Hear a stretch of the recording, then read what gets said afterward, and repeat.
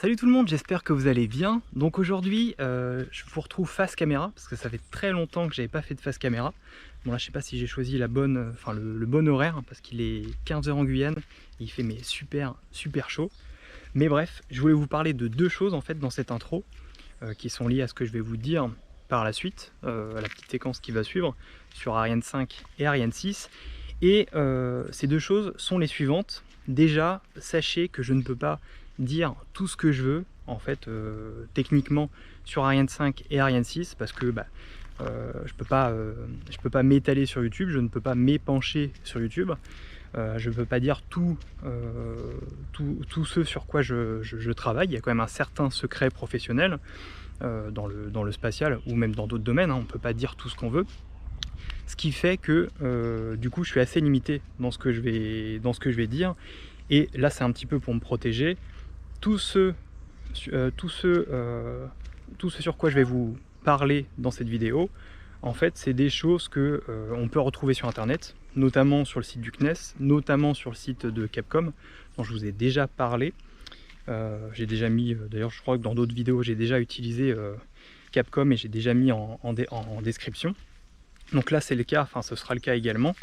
Donc voilà, ça sera pas une vidéo extrêmement chargée techniquement, mais c'est là où je voulais en venir et c'est pour ça que je fais cette intro aujourd'hui.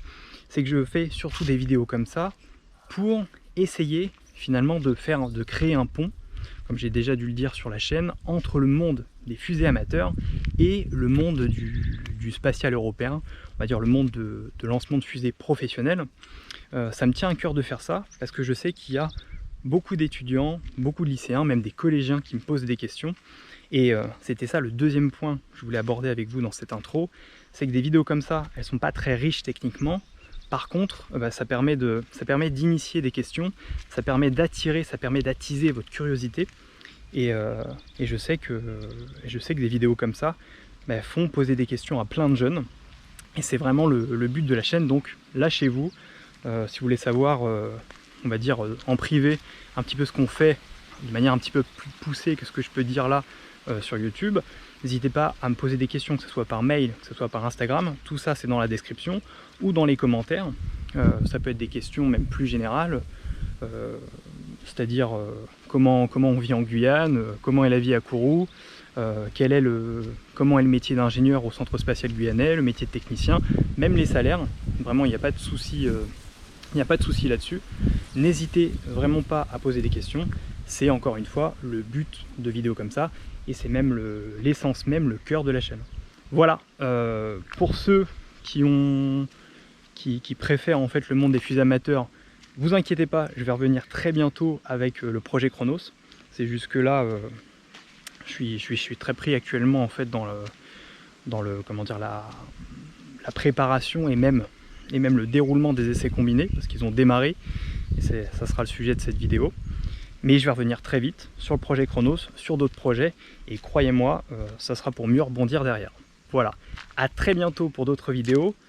Pour ceux qui lancent des fusées, hors association, soyez comme d'habitude extrêmement prudents, et moi je vous dis à plus.